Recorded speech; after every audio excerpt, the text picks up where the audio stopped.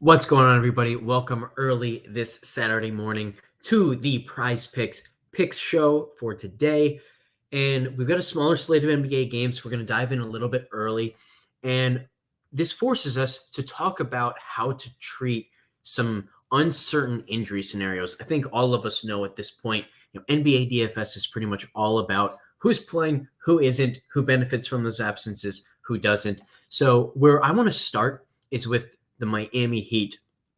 Tyler Hero, questionable once again today. The most important thing that you have to note in these situations is, where do we have the guy projected?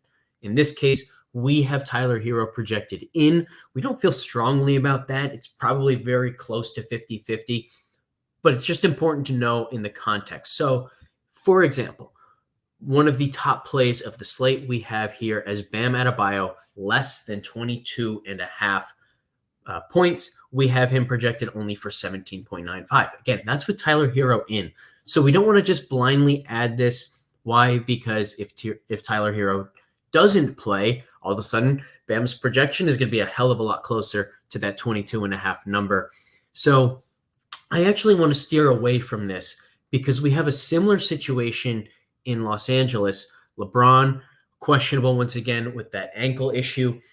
And in this case, once again, we have LeBron projected in. Again, it's 50-50, so he might not play. In this case, we have some edges like D'Angelo Russell, more than 17.5 points. We have him projected for 21.2. If we are wrong about LeBron, if LeBron doesn't play, then this is going to be even better. So now we start with a 63% win probability. If we're wrong about the injury scenarios, that just goes up. Bam's started higher. Bam's was like 76%. But if we're wrong, that's going to go way, way down. How far down, I'm not entirely sure. So I want to go with the pick that starts as a strong win probability and can only get better from there instead of the potential to go the opposite direction. So Russell's going to be the starting point here. And similarly, another play from this team that already works and would work a heck of a lot better if there's no LeBron is Anthony Davis, more than just 2.5 assists. That we have at 68%. That would probably go to 70 to 75 with no LeBron, as the offense would flow almost exclusively through AD. Not a ton of correlation here.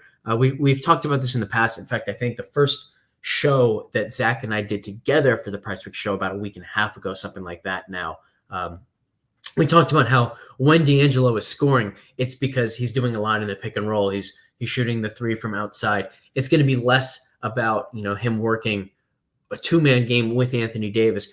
But this time, because these numbers are where they are, and because there's the potential for no LeBron, I think there is some positive correlation. Even if LeBron plays, it's basically a wash. Whereas in the past, like a week and a half ago, we found it at like -1%. So this is a really nice starting point. I absolutely love this starting point. Again, it can only get better from here.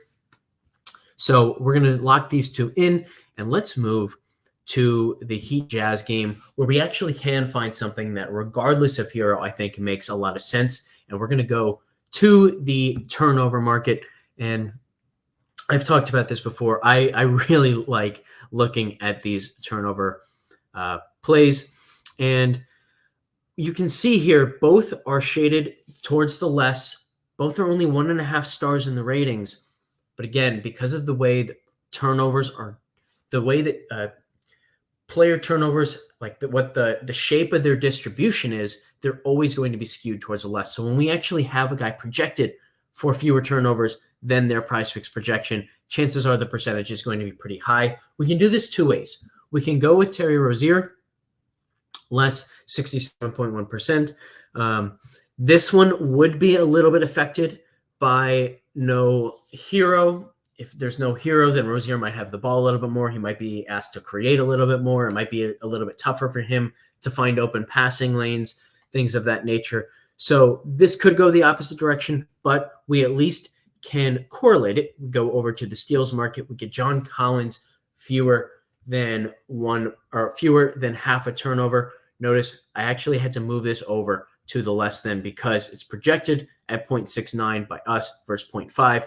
But an interesting thing about that, because of the way steals are distributed, that's still a 52% win probability. And in fact, Collins has only had a steal in about 46% of games this year. I believe it's 26 out of the 56 games that they have played.